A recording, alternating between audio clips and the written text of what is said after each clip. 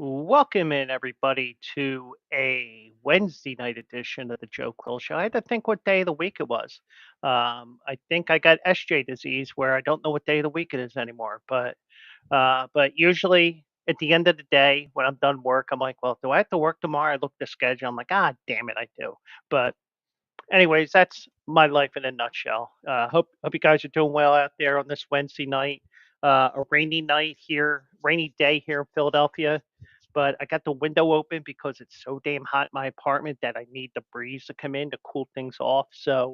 Um, so we got a lot to talk about here tonight. Um, there was one story I wanted to talk about, but I couldn't find the video for it.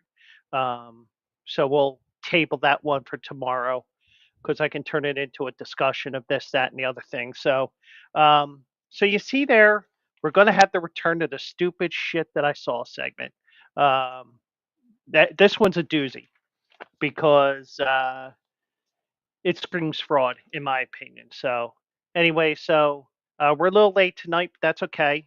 Um, the Bleacher Brothers show went a little long. They let me know ahead of time, a couple hours before their show started. Well, we might go long. I'm like, no problem. You know, we're, it, work as a team. That's what you do. But um, so they ran a little long, so I started a little later because it's not like it's not like my real job is uh, downtown at Redacted Company's building. Even though I work for a Redacted Company, my office is right over to my left.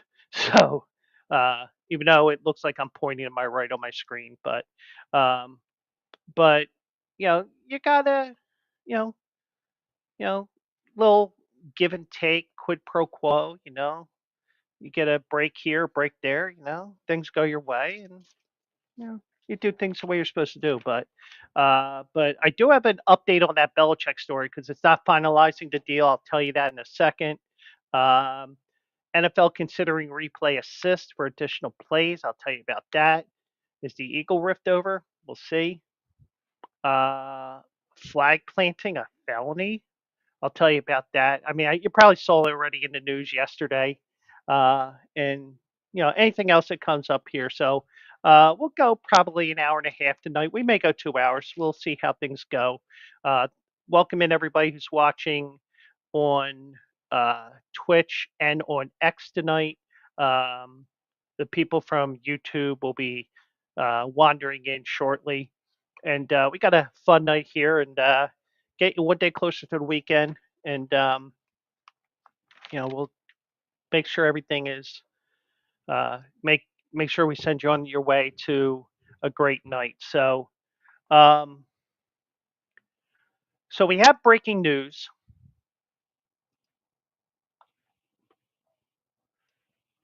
and that comes from our home office in Chapel Hill, North Carolina. And SJ is in the house. Welcome in, SJ. We do have breaking news. Bill Belichick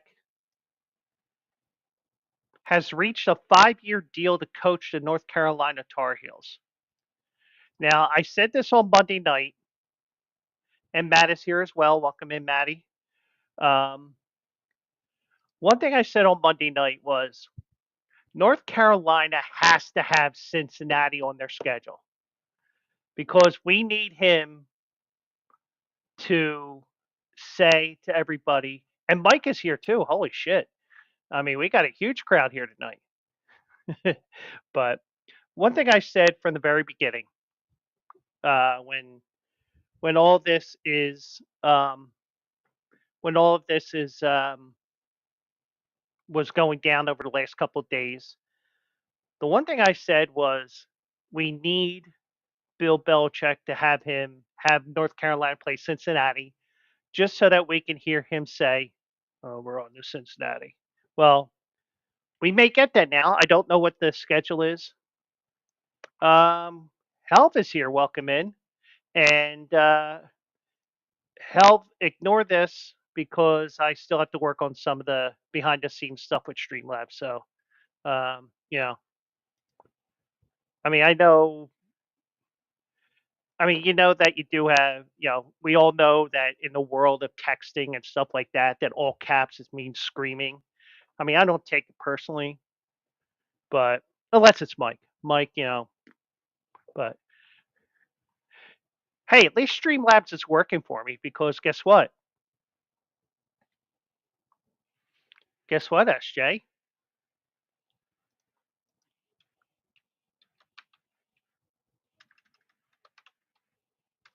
At least I hope I can do it through this.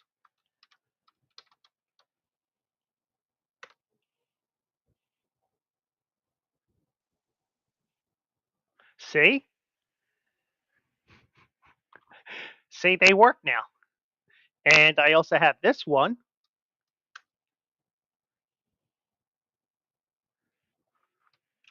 and we have this one,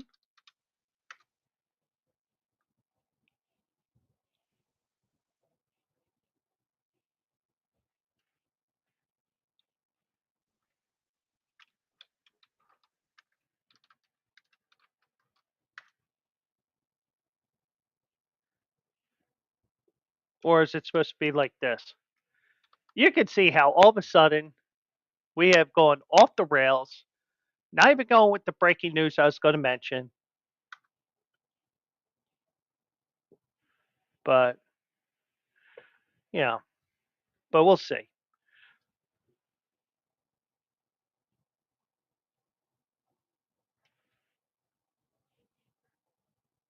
Oh, formal shout out is shout,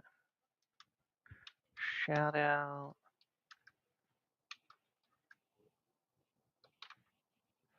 Oh, shout out.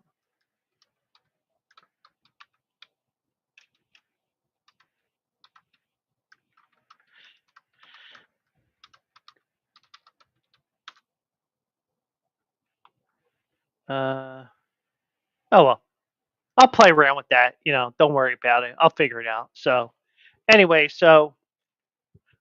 we got some breaking news here out of our home office in Chapel Hill, North Carolina.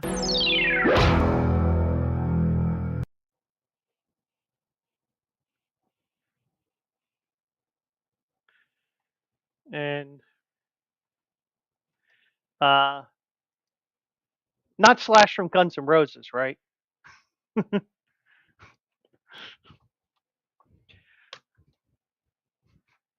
All right, now you got me playing games on here.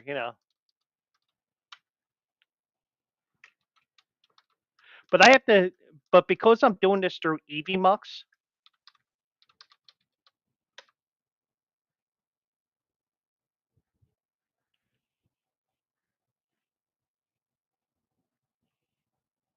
so I don't know. Like I said, we'll figure it out later. But we have breaking news out of the home office in Chapel Hill, North Carolina. Bill Belichick is back in coaching. He takes over the North Carolina football program. So it is a 5-year deal. Um, the sides agreed to a deal pending approval of the Board of Trustees, which is scheduled to hold an emergency meeting tomorrow. So you'll hear the news tomorrow. Belichick has worked in the NFL since 1975 until he left the Patriots in 23. It would be his first coaching job in college. Um, but Belichick's father, Steve, served as an assistant for the Tar Heels from 53 to 55. So that may be some sort of a connection. Um, um, part of a release announcing the move. I grew up around college football with my dad in treasured times. I've always wanted to coach in college. Now I look forward to building a football program in Chapel Hill. Um, and it was spearheaded by the board chair John Pryor, who had homed in on Belichick in recent weeks. They met several times. One meeting was 5 hours on Sunday, which led to uh, the whole conversation on Pat McAfee on Monday. Um, so it's an interesting move there, because He said he's going to be creating an incubator for NFL talent if he were a college coach. He said on Pat McAfee on Monday, if I was in a college program, the college program would be a pipeline to the NFL for players, and that for the players that had the ability to play in the NFL, it would be a professional programs, training, nutrition, scheme, coaching, and techniques that would transfer to the NFL. Um, but and I mean that came down within the however, last hour or two. So, and he will be taking over in North Carolina. Actually, this came up around 5:30. So, uh, the article I printed out didn't have this yet. So I don't know. It must have been hidden. But I mean, it's a surprising move to me if you think about it, because when I look at this move, I'm looking at it and I see that he's only 14 wins away from Don Shula. But there's a combination of things that would keep me away. That would, that makes me go to college to coach instead. One of them is, is it because he wants full control of the team? Can he coach a team where he's not in full control? Mm, Probably not. The last couple of years, I mean, if how much of it was Tom Brady? I mean, we know Tom Brady had a lot to do with the 6 titles, or a lot of it. But if you really think about it, um, he really did. Um, I mean, it was just, Brady did do a lot, but now, now you get to see what Belichick can do on a college stage, which probably won't be that long of a career. But congrats to his girlfriend as well, because she probably gets free tuition out of this at UNC. You would think, is she going for a master debater's degree at Chapel Hill? But, but, um, but you do have, uh, it's interesting that they got rid of one old curmudgeon in Mac Brown, and they bring in another old curmudgeon in Bill Belichick. Um, Obviously, Bill Belichick wanted to get back into coaching, and you know, probably figuring he wasn't going to get the job that he wanted, wasn't going to get the control he wanted, and everything like that. And and college is turning into NFL light. And Bank Boy is here. Welcome in.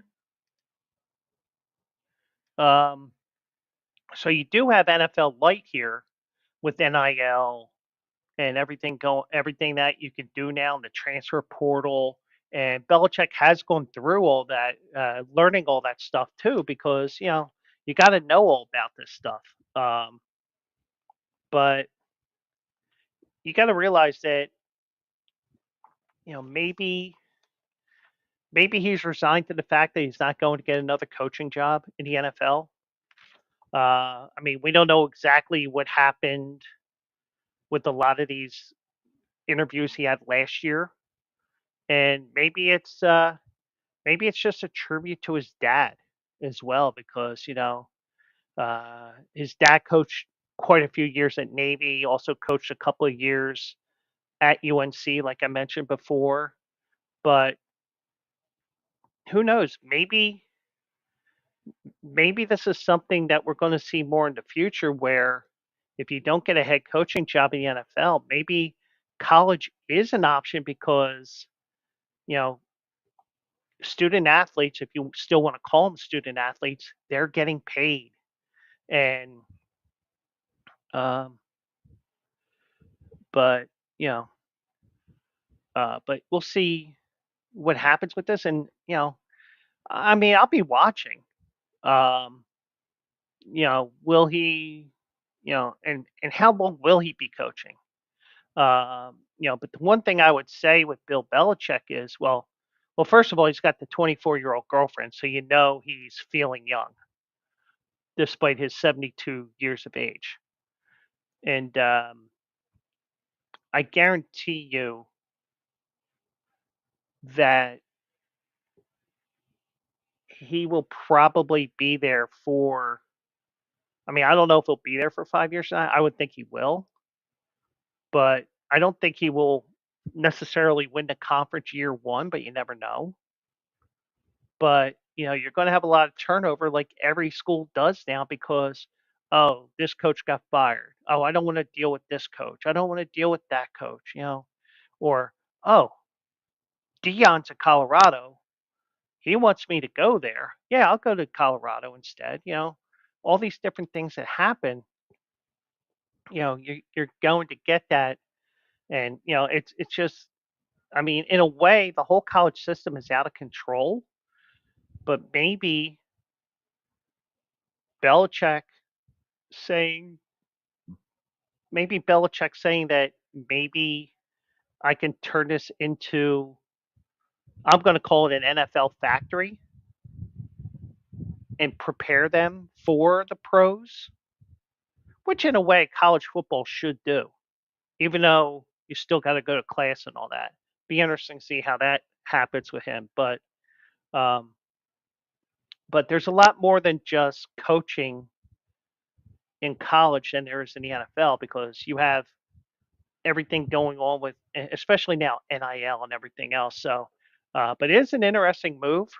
Um, I'd like to see how this is going to work out, and um, I will definitely say that uh, UNC is going to have a ton of primetime games next year.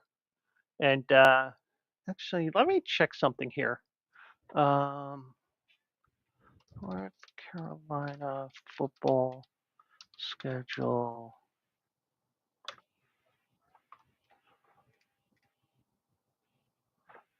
Um,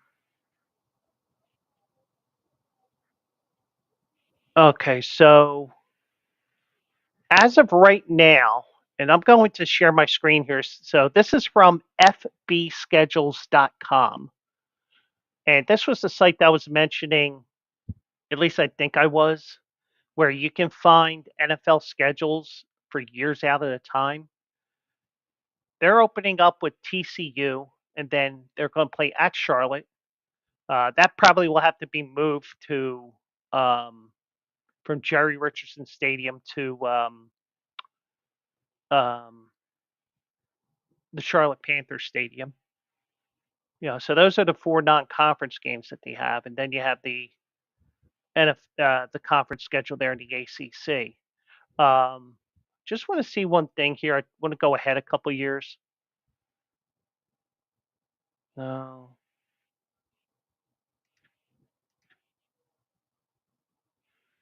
Um, I'm looking to see, because I am a sadistic fuck. I want to see if they have Cincinnati on the schedule here, and they do not. At least not in the Belichick era. And you can go in here, and the one thing I said before, and I forget how to find it here. See, future North Carolina football schedules, they have 27, 28, 29, 30, 31, and 36. Reason why 36 is because Notre Dame is there. Um, so, so you can see what's going on here. So don't be surprised if 2029 quickly gets filled up here. And they need to get Cincinnati on the schedule, just because we need Bill Belichick to say, after a tough game, we're on to Cincinnati. Oh, by the way, it helps if I shared my screen. Duh. I might give myself one of those because I deserve it. I did not bet Warriors money line. I just went with the one game tonight, which was a winner chicken dinner. Um, I have to give myself one of those. But you can go ahead. You can go If you go by the team, you can see what their schedules are for upcoming years. So then you scroll down with the non-conference opponents, something like that. And how ironic, UConn and North Carolina play in Boston at Fenway Park in the Fenway Bowl. Two basketball schools are playing in a baseball stadium. But this is what I was saying, Mike, Monday about Notre Dame. They have games planned out all the way to 2037 right now.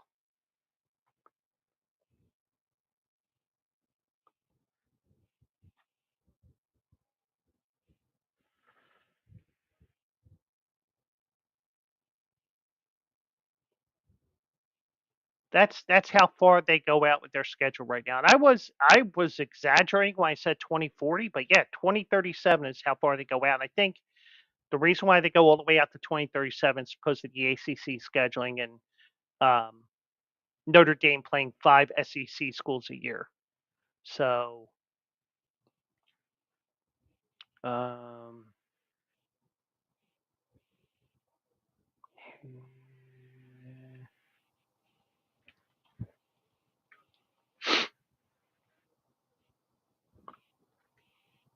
so yeah, so that's what you see there, and yeah. So fbschedules.com is where you can get that information for schools. So, just to let you guys know about that. But I was mentioning that, but I couldn't remember the site, but I did find it. So, um, but yeah, so Belichick is moving to North Carolina. He's got Carolina in his mind, to quote James Taylor, and he will be the next head coach. So, congrats to him. I think maybe he can lead North Carolina to their first ACC title since 1980. And me and Mike know what happened in 1980 here in Philadelphia. Something about Tug McGraw telling New York to stick it because we're number one or something. But anyways, so I did see this today, and I think this is just speculation on part of um, Crossing Broad, and I don't remember if I shared it on YouTube, on Facebook, or on. Um,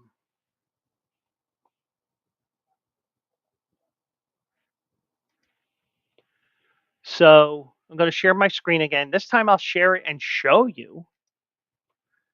And I'm sure Mike saw it because he's always uh, stalking my Facebook. There's a rumor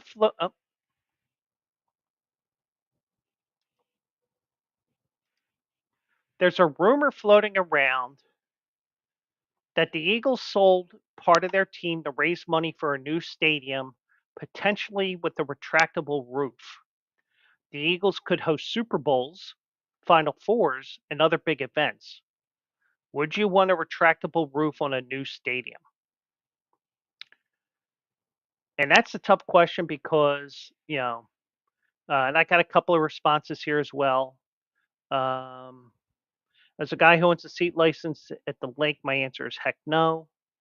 Um, but yeah, Mike saw it earlier today. So I saw that in passing, but it does make sense. Now,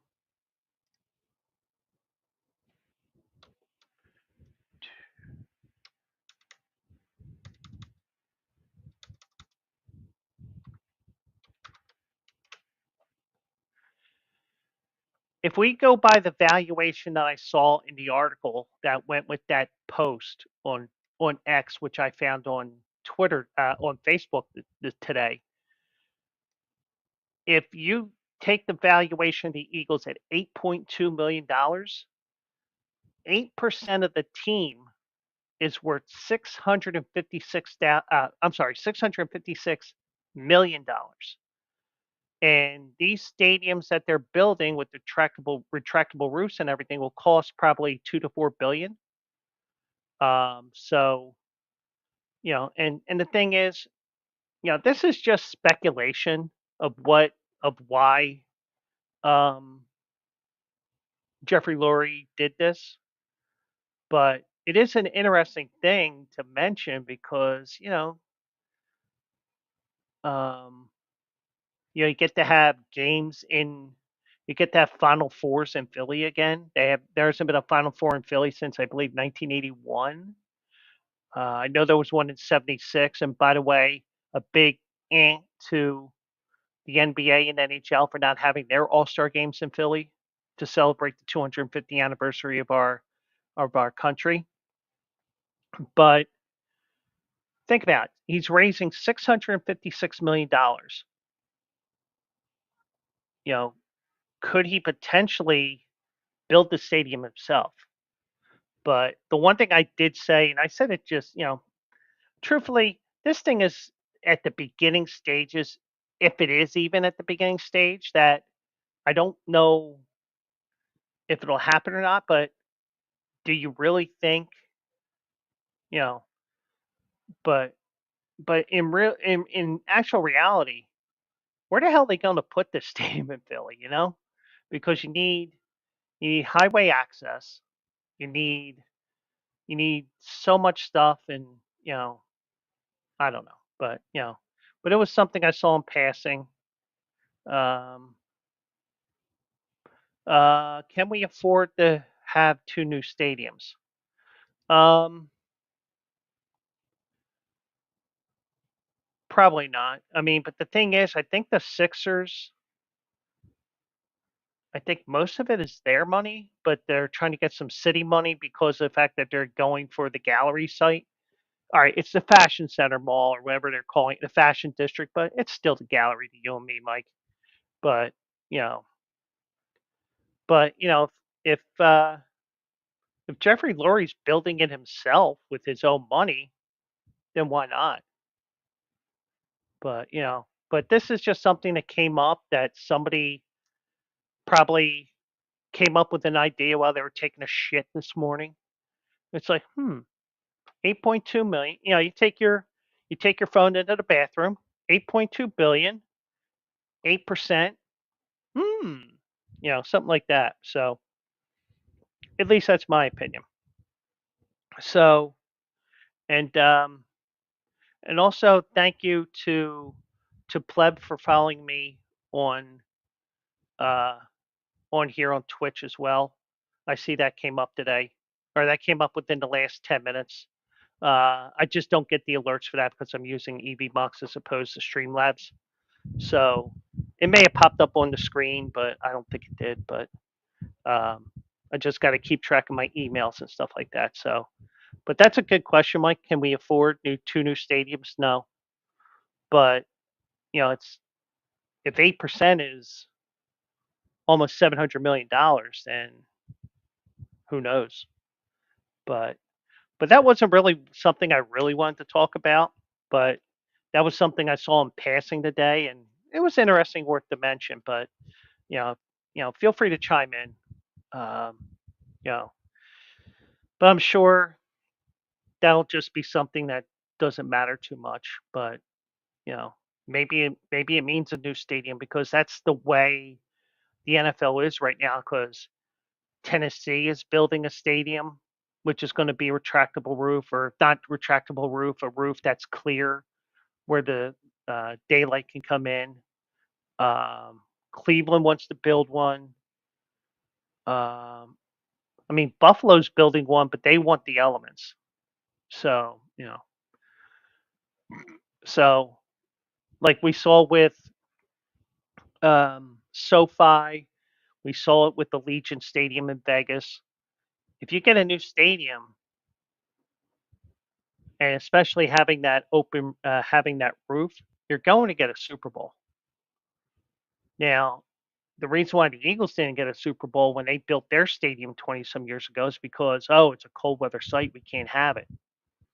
Now, I would also argue because I-95 is so close to the end zone that you may not want it, but I don't know what the other stadiums are like. So, I mean, the other stadiums uh, it may cancel my thoughts, but it was an interesting thing that popped up today, and I'm not putting too much into it, but just something to stick back into the back of your heads in case this were to happen in the future. But the real thing I wanted to talk about with the NFL is the NFL is considering replay assists for face mask penalties and other plays. Now, part of it was Sunday's game, and there's much more important plays that involved um, face mask penalties. But I think what has happened over the course of 20, 30 years, I think that we opened up Pandora's box, if you think about it.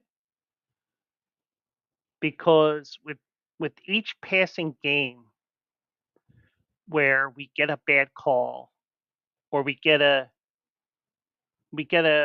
play where somebody just blows a call, or like for example when that play between the Rams and the Saints where the receiver got totally blown up, it should have been a pass interference, and the rest basically went, I didn't see anything. But I think we're getting to a point now where, first of all, the referees, they're going to let the play on as much as they can.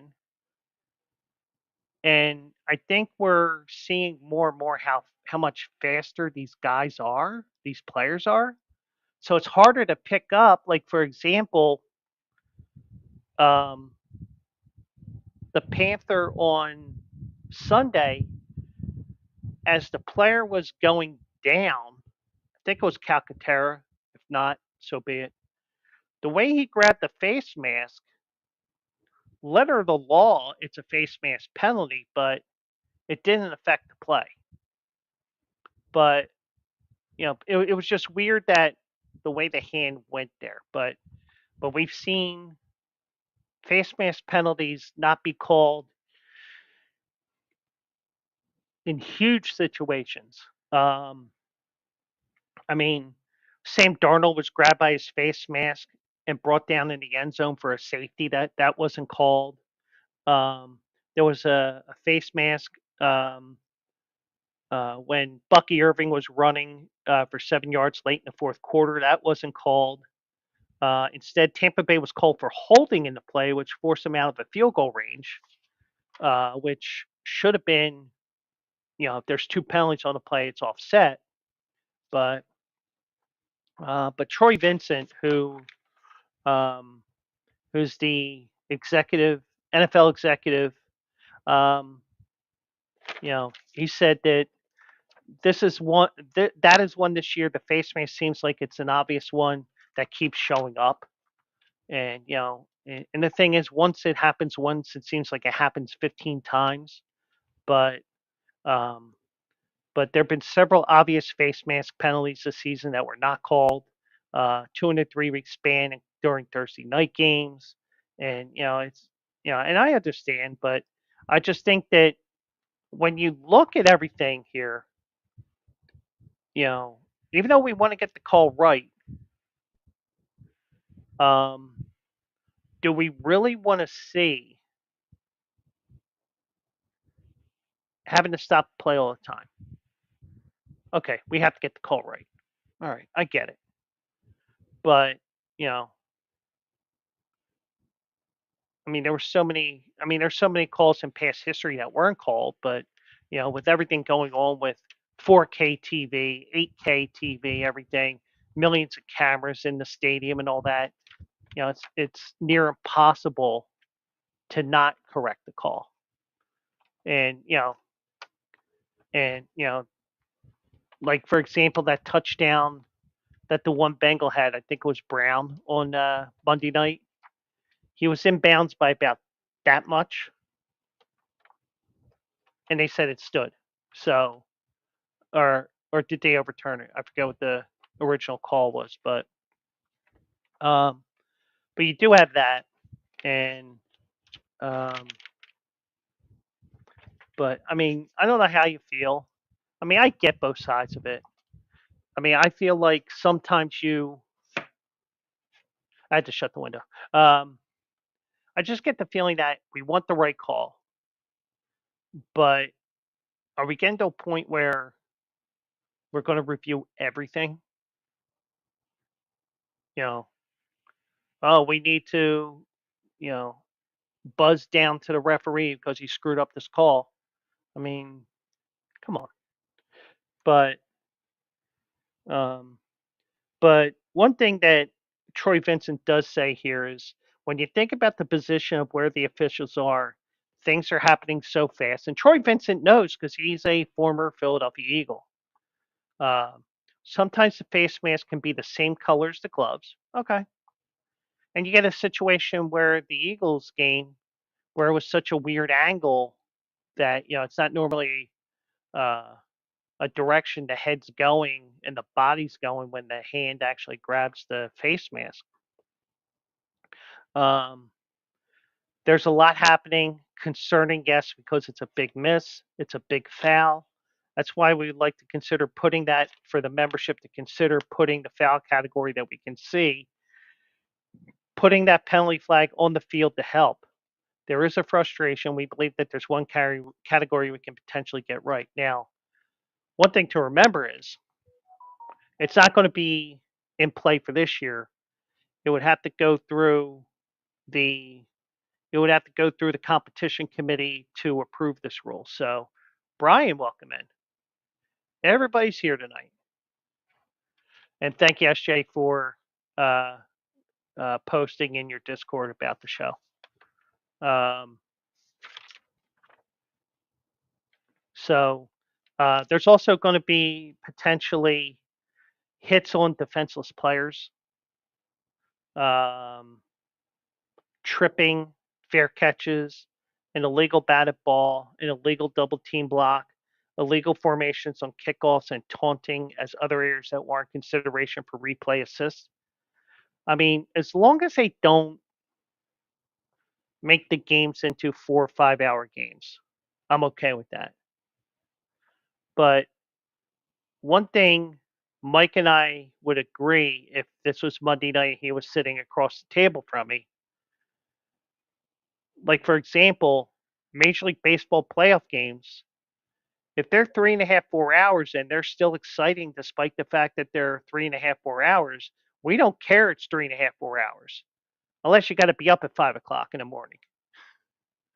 But you don't care if the game goes 3.5, 4 hours if it's exciting and it's suspenseful, even if it's your team losing.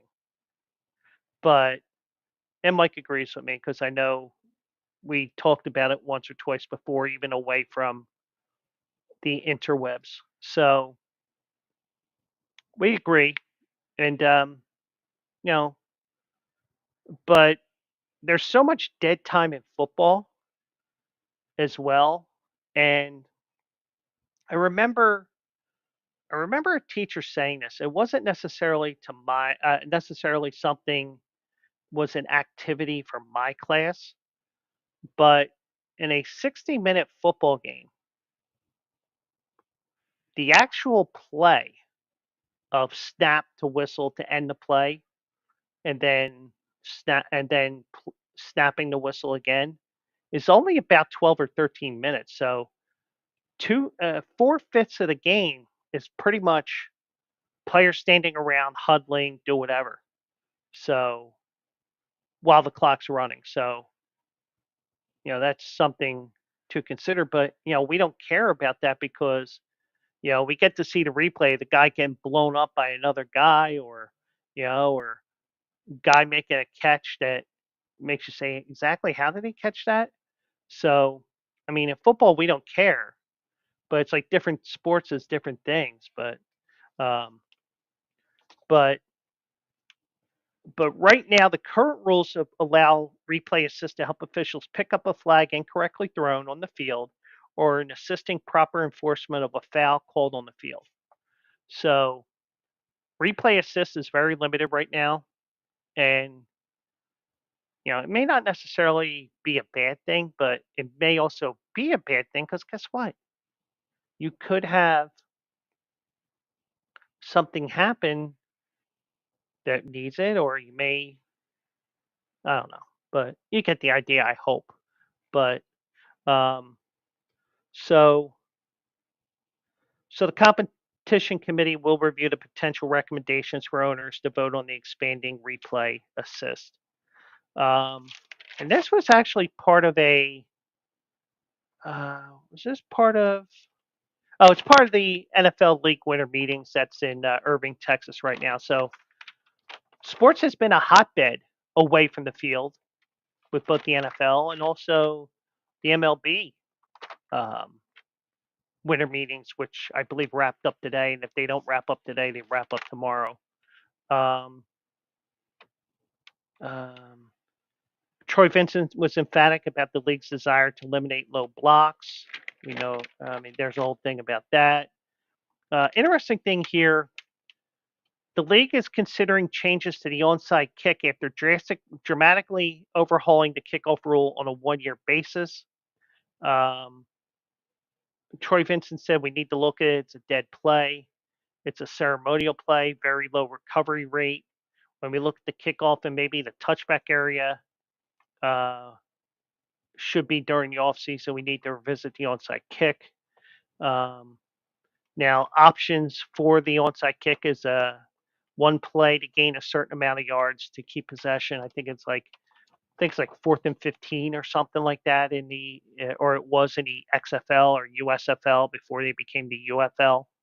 Um, there's also talk about um, Washington building a stadium on the old grounds of RFK Stadium. Um, but because that is federal land, um, there needs to be a bill getting through Congress to transfer the land to Washington D.C. government before anything else happens. And Goodell thinks that there's a bipartisan support. Um, NFL is continuing to discuss a potential 18 game season, but that needs approval from the players union. And a lot of what some rules, no matter what it is, it requires union approval and stuff like that. So, um, but most importantly, replay assist may be expanding next year, especially because of the um, face mask rules. So, just one thing. Um, okay. Okay. So, um, we all know what happened at Ohio State, and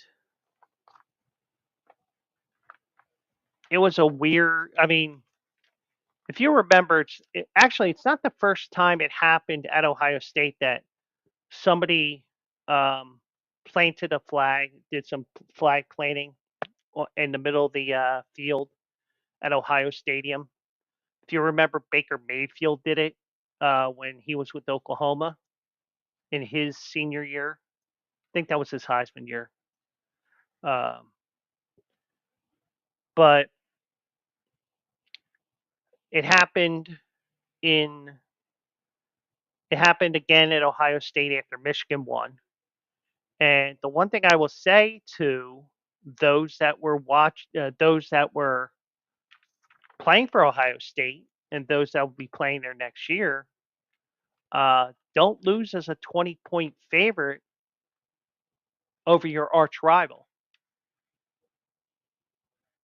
because Michigan, they were, I mean, I showed you guys what would happen if we had the BCS playoff format in terms of the rankings so we can have the 12 and 16 team schedule. Personally, you don't want somebody planting the flag, especially your arch rival. Don't don't lose to a team, your arch rival, when you're a 20-point favorite. And trust me, I know it was 20 points because I still have the spreadsheet up here, and I see it right here. November 27th show, I told you Ohio State minus 19 and a half. Okay, 19 and a half. I think it ended up like 20, 21, 22. But whatever it ended up being in sports books, it happened. It was a loss, so be it. So things have gotten so out of hand with things now in the Ohio State legislature that if State Representative Josh Williams has his way,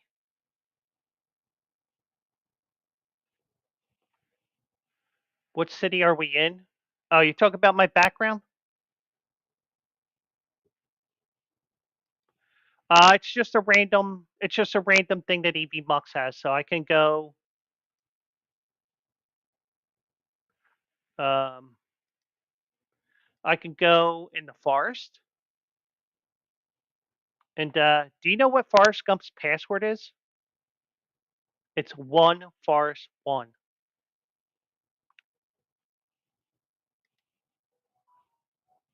I know. I'd like to use this one, but the one thing with SJ, she wants me on that wall. She needs me on that wall. Or I can pretend I'm down in Florida when I'm there for the Pegasus next month. Yeah, Mike, it's official. I'm going to Florida next month. Or maybe even this one. Well, this is more like Boston or New England type shore.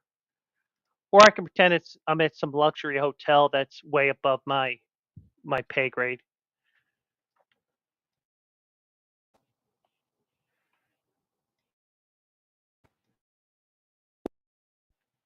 Or I could just show you the major mess that's behind me.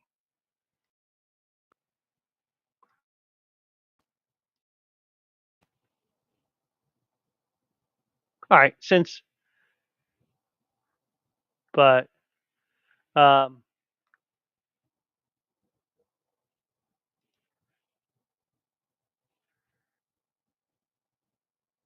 don't shake your head too hard, SJ. You might end up in concussion protocol. Um, but uh, what did I say that prompted you to say that, Brian? Brian said, "I'm sorry." What did you say, sir? Oh, you talking about um,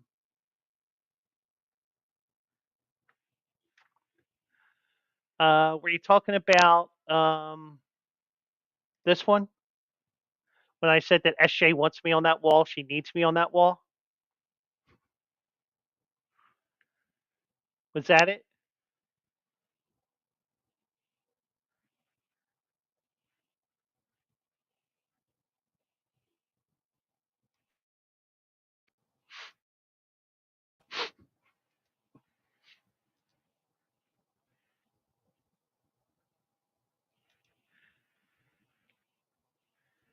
As long No, I'm not gonna say it. I'm not gonna say it. I'm not gonna say it. I'm not even going to start to say it and stop and say I'm not saying it. I'm just gonna stop it before it even gets out of my mouth. So, but SJ likes the beach. She likes the city. Well, all right.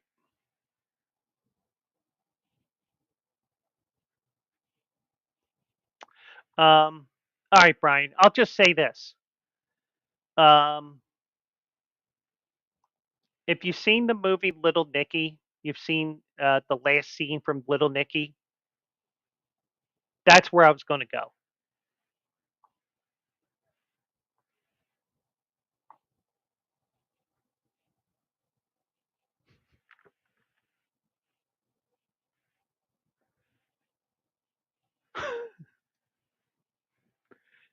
As long as I don't end up with a pineapple up my ass, I'm happy.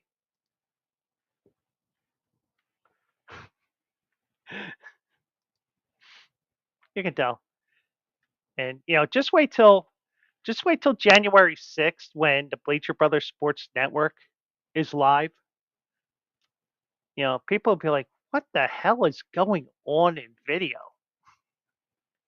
But anyways, Representative Josh Williams, he introduced a bill yesterday that will classify flag planting at Ohio Stadium around Buckeye football games as a felony.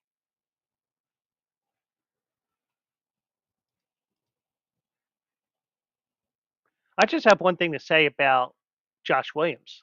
Who the fuck is that guy? But anyways, the OHIO Sportsmanship Act, it should be the OHIO shit we lost a game to Michigan Act. It was authored by Williams, comes in response to Michigan's attempt to plant its flag after a November 30th win at Ohio State, which set off a brawl between the teams. Police employed pepper spray to separate players and other team personnel. Uh, OSU police are investigating the incident, which involved multiple law enforcement agencies and resulted in an injury to an officer. Can I explain the flag? Well, you see, it's this fabric that goes on a pole, and you go.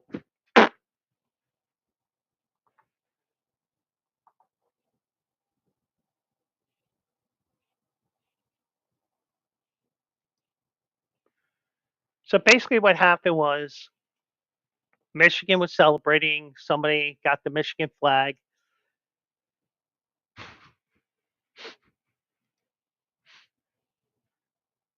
Better than being a dumbass, right, Mike? But but here's the thing. So basically,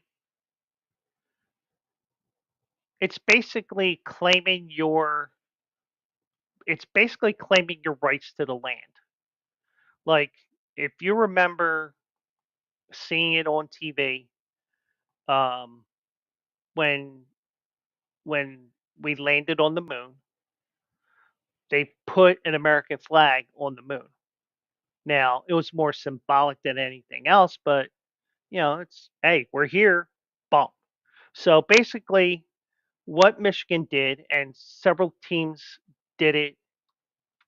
Can you show video?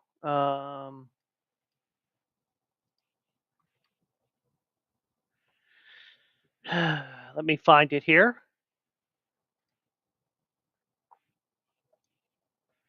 Uh,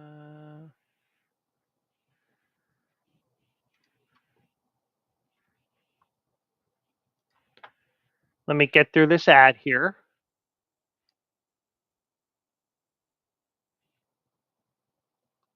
As soon as this video is over, I'll play it. Um, they don't all do it, but it was rampant last week or 2 weeks ago because it was rivalry week and all the rivalry games are at the end of the regular season for the most part. Um,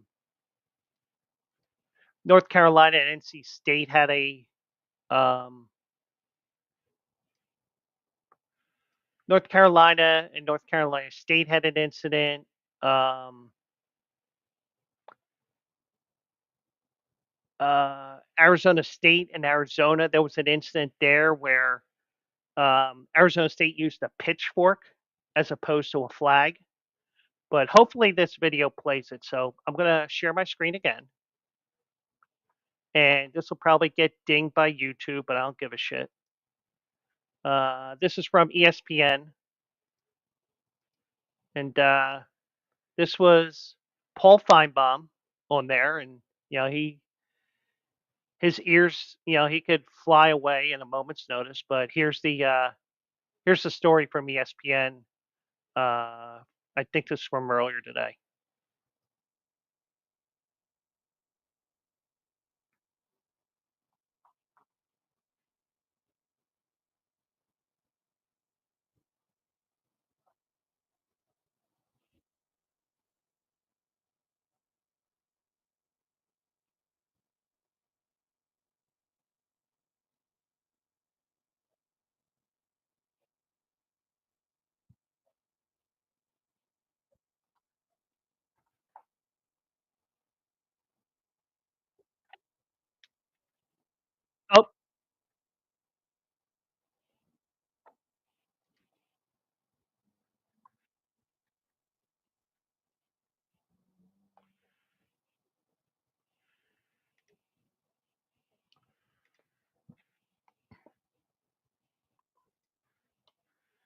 It helps if I actually show the video too.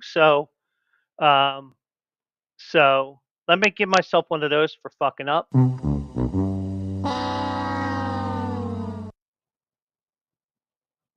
But this video just tells you what they did. I'm gonna see if I can find the video real quick as well. Um,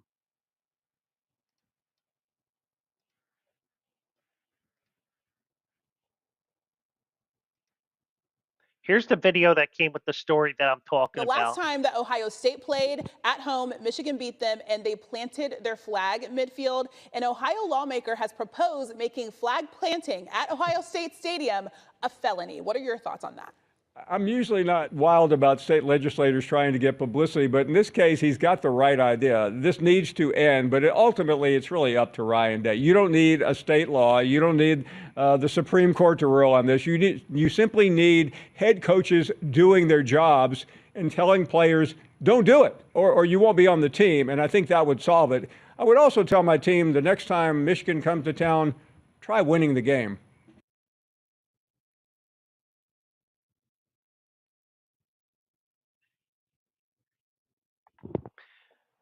So that wasn't exactly what I was looking for, but let me see if I can find the actual video here.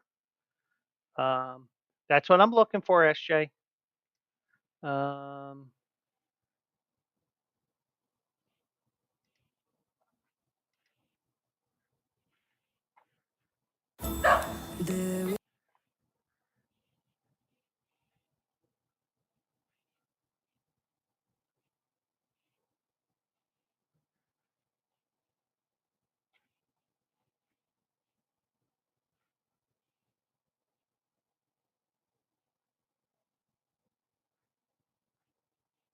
all right, so I'm still looking for this video here because just to give SJ that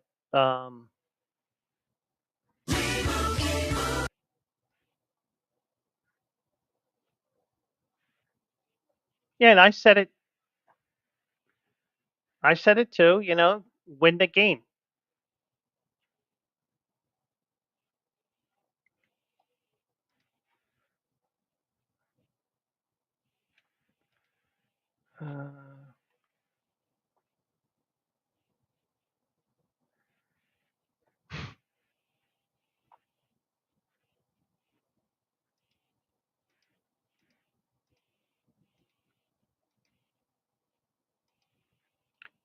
Let me see. That's not it.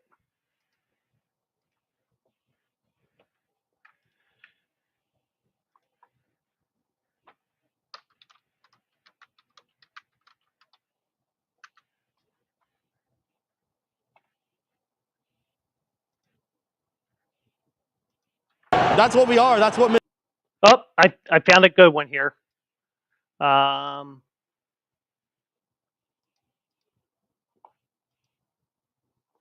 I found it. So this is from the Fox game when they're trying to do the post game interviews, and you see it on the second screen here, and you'll see the melee that ensues here.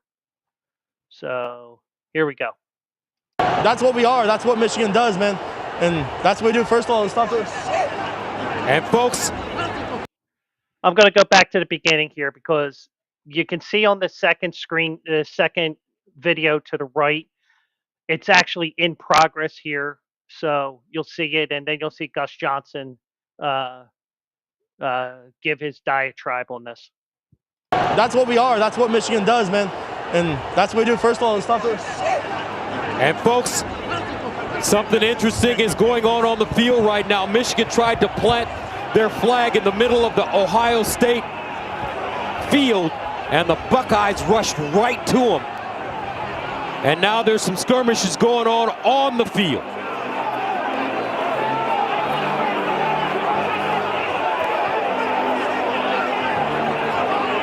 An unsportsmanlike gesture by the Wolverines. Unnecessary. They've won the game. No need to be disrespectful.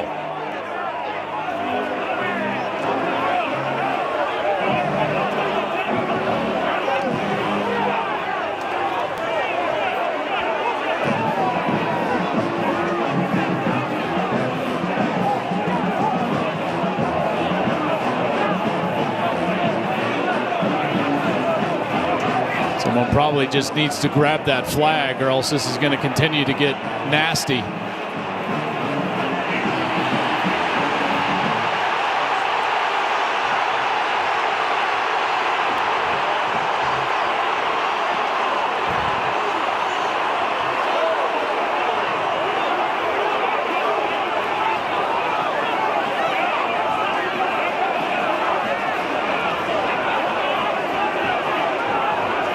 Ugly scene. Incredibly ugly scene for a beautiful rivalry.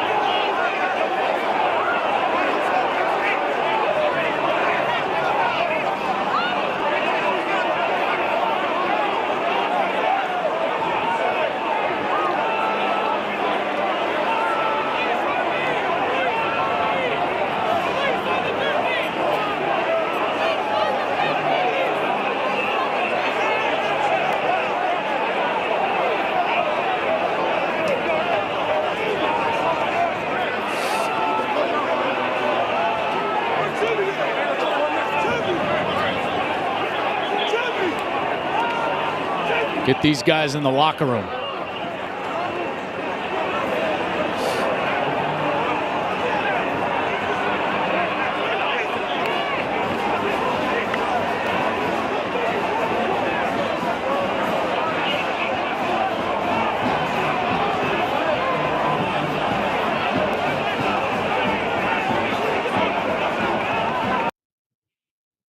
And you can see there that they're suffering from being pepper sprayed there. They were pepper spraying both ways, both teams, to break up the fighting and everything.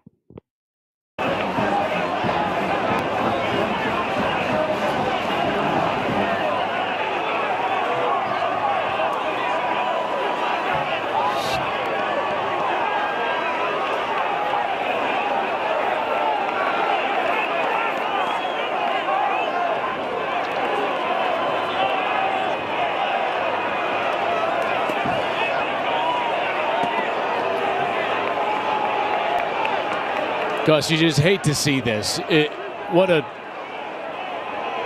incredible Michigan game. won the game. They didn't need to plant the flag in the middle of the O. I mean, that's always disrespectful. It is, but it's always part of it. Baker Mayfield did it in this stadium, and it doesn't say it's right. You know what I'm saying. I get it, and at the same time, I tell you what, this is a great rivalry. It's a great American rivalry, and it's ugly the way that this has ended.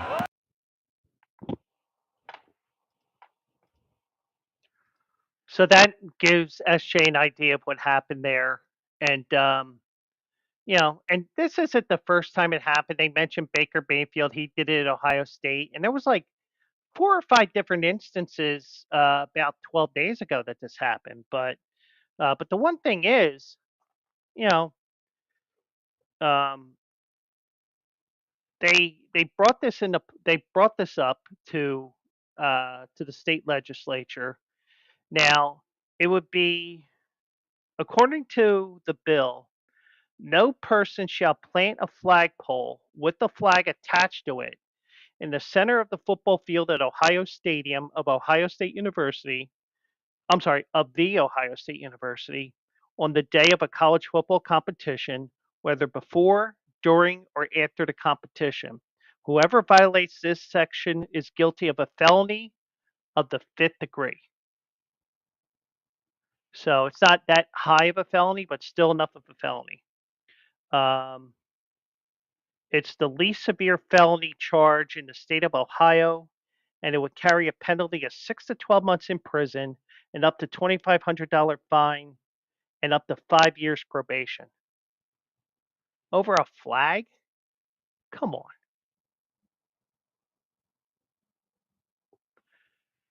But now Williams, who's a Republican in Ohio's 41st district near Toledo, and it's near the Ohio-Michigan border, where many Buckeye and Wolverine fans intermingle.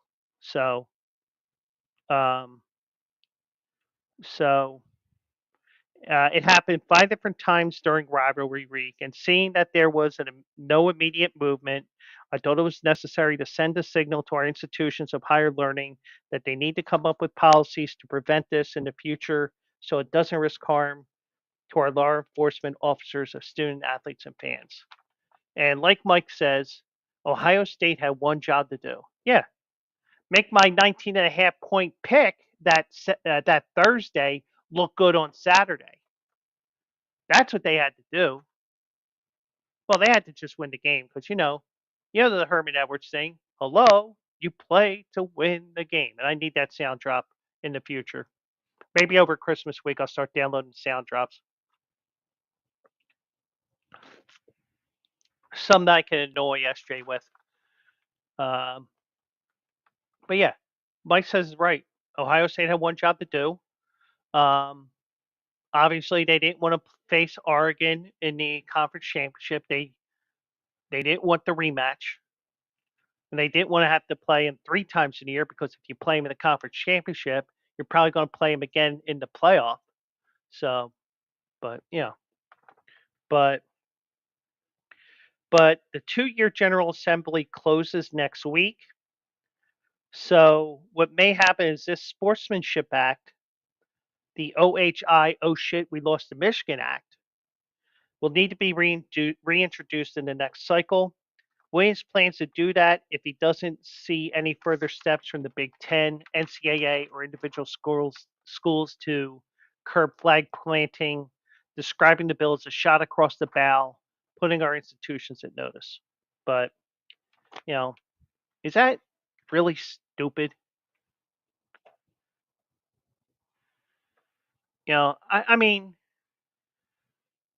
fans and teams are going to do stupid things, especially when you have rivalry games. Now, I think that there was 5 different instances on Saturday that you could see them do something.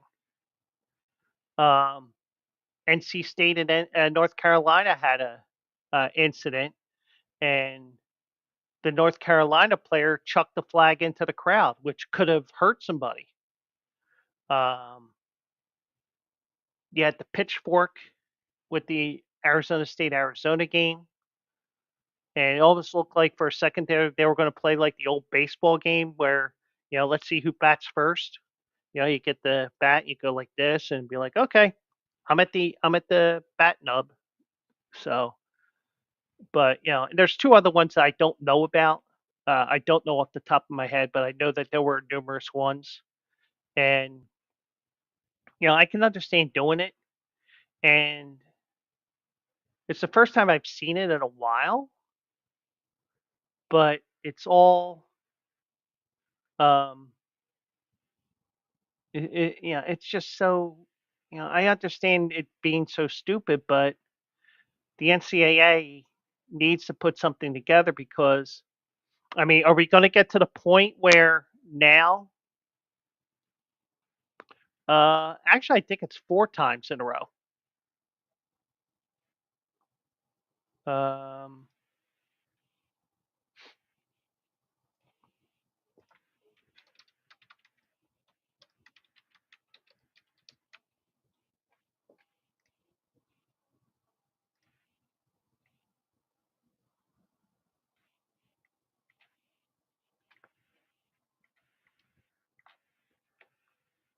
Michigan won in 23, so that's 2. Um, Michigan won in 22. Michigan won in 21, so it's 4 years in a row. Um,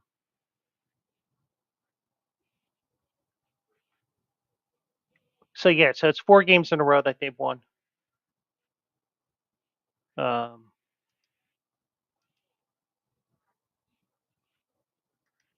so it's 4 in a row for Michigan right now in that series.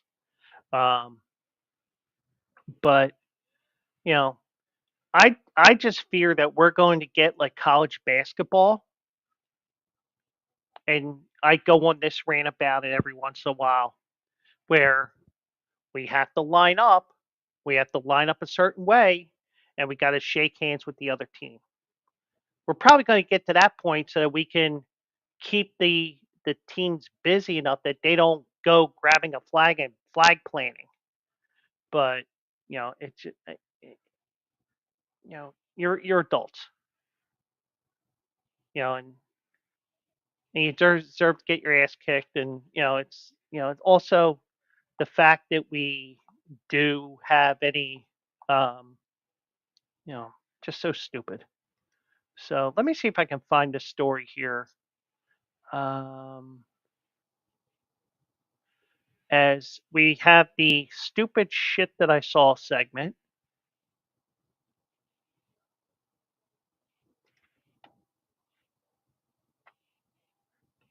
And this comes from California.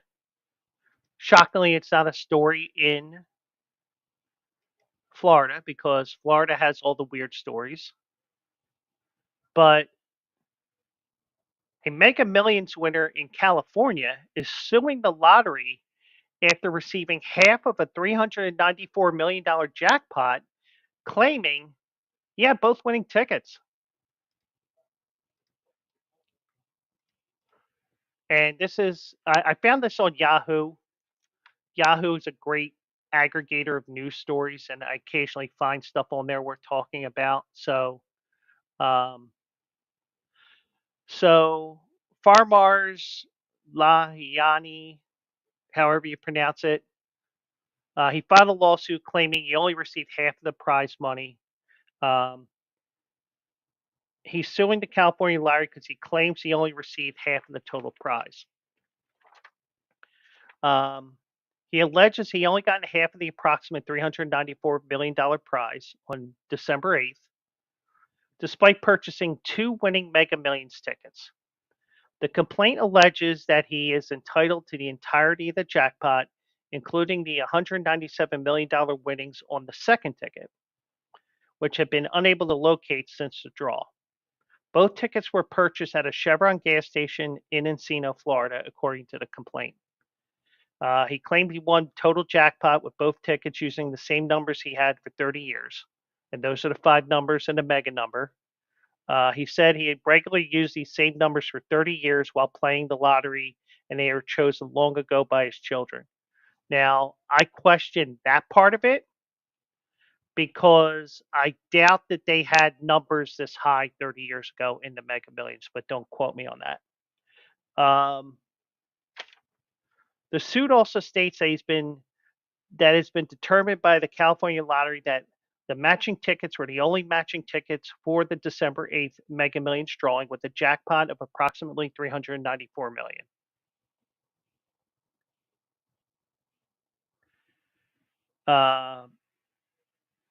He also alleges that the lottery is in possession of sufficient information to confirm that he was the purchaser of both matching tickets and the sole and rightful winner of the $394 Mega Million jackpot from December 8, 2023. According to the suit, he submitted a claim to the second winning ticket on December 4th, shortly before the deadline for submitting a claim expired on December 8th. He then filed the complaint out of an abundance of caution. A spokesperson for the lottery said it would not be appropriate for California Lottery to comment on an active lawsuit pending litigation to protect the integrity of those involved. Now, I kind of had an incident like this before, in a way, but not millions upon millions of dollars. But Mike will know this all too well. We were down at Harris, Philly, and I don't remember if it was for I think it was for the Belmont. And I go to Mike and I say, Mike, go outside for a second. I will meet you out there. And what I'm about to tell you, I need you to not react one bit. Because Mike will go, oh my God, or whatever he does. So I pulled a I went to put in my ticket. I played whatever race I was playing, whether it was Belmont or Emerald Downs, because I remember Emerald Downs was playing there that day. So I noticed the voucher. So I go to Mike. I say, don't respond to this, but I just found a voucher for $94. And I am playing something real quick on here because you can trace these tickets through the computer system. And I know this because one time when I was at Parks, when it used to be Philadelphia Park, this guy he had this huge $400 hit on um, at Turfway Park, and he lost the ticket. So they froze that ticket. So what I did was I played off of that ticket right away so that'd be harder to trace. Well, needless to say, it might have been a bad idea to find that voucher because guess what? I did not hit one race with that $94, but Mike remembers it. And but in regards to this, um, part of me does say with this case that maybe, maybe he's full of shit, and he may not be. Now, I know for a fact what used to be the case with the Pennsylvania lottery. Um, you can go back and you can see things. And also, I know this for a fact because the one store I used to go to fucked up my lottery to one night. And the when you run the same ticket, the same slip twice, it will tell the person running the machine you're running the same ticket twice. Are you sure you want to do that? And it'll say yes or no. And the guy that ran the ticket ran the same one twice and not both slips that I had. And of course, because it is a Mega Millions ticket, you can't cancel it. I mean, you can't cancel any ticket in Pennsylvania now, um, but you can go through those tickets. But the one thing that they tell you, especially in Pennsylvania, if you win big and you have to claim something, whether it's 2,500 or even 200 million, sign the back of the ticket, put it in a safe place. And you'll also be told on the news, hey, get a financial advisor first. Let them tell you what to do, whether to take the lump sum or take the annuity. Now, when I was younger, I would have taken the annuity because I would have argued, even though it'd be against the advice of the financial advisor, I say, well, let's think about this. Even though you're telling me A, B, and C could happen where I may not see that money, if I have all the money at once, I could be spending it on hookers and blow, and I won't see it again. Whereas if I get the annuity, I would get 2 million, then three and four, because there's escalators with these payments. So part of me says that this is a bullshit story, but part of me says you have to produce the ticket. And like I said yesterday on yesterday's show, when I was talking about my high school, uh, my freshman algebra teacher, he gave you the answers for the questions, but you had to show the work. In this case, you have to show the ticket because they have to verify it's a winning ticket. So, the state will do what it has to do to verify the ticket, and they say, "Congratulations, you won $200 million." Well, Did he buy both tickets? Maybe. I'm not doubting it. But, if you can't find it 2 weeks after the fact, you're not going to find it with 2 days left until it expires. So, but I think it's a weird story here, and the same person winning twice, and nobody claimed that other prize. So yeah, it could be possible, but it could be possible that somebody else did win and had a heart attack.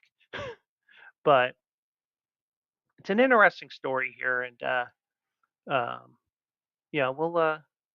Yeah, I probably won't see this an update on this story, but it is a it is one of those stories that are worthy of bringing back the stupid shit I saw segment, because that is something stupid that happened in California, and it does scream fraud. But he may not be fraudulent. He may be telling the truth. But but the one thing is, you have to show the proof of the ticket. You have to sign the ticket. You have to show it to the state office. Like, for example, in Philadelphia, we have an office right by the stadium. Mike, it's right at the turf club. If you ever hit something big, so yeah, so I'm like 6 of one, half a dozen of the other, trying to figure out what I think. It wouldn't surprise me if this is um, a bullshit alibi that he has, but it wouldn't surprise me if he did win both and lost one of the tickets. Well, guess what? You're out 190 million, and the state of California helps thanks you for those funds. Uh, Show me the ticket. So yeah, so that is the case here tonight. So like I said, it was going to be it ended up being a shorter show tonight.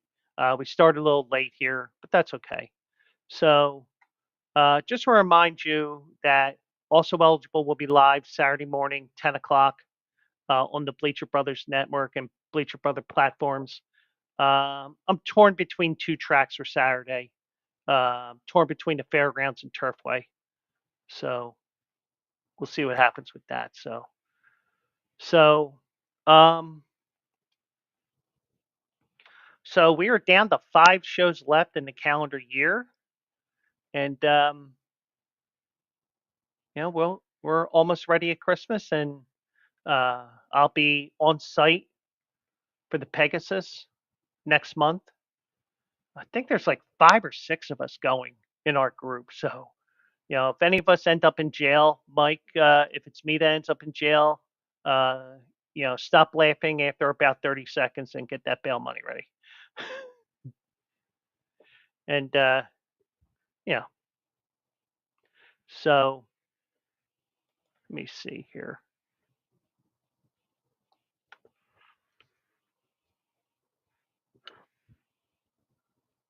Alrighty, so and Mike got it. Okay, yeah, so it's a shorter show tonight. There is one story I'm going to share with you guys tomorrow. I just got to find the video for it. But other than that, that's it for this Wednesday night edition of the show. And what we're going to do is, since it's Wednesday night, and you know, what I am going to do is we are going to rate Action Labs, and give them a follow.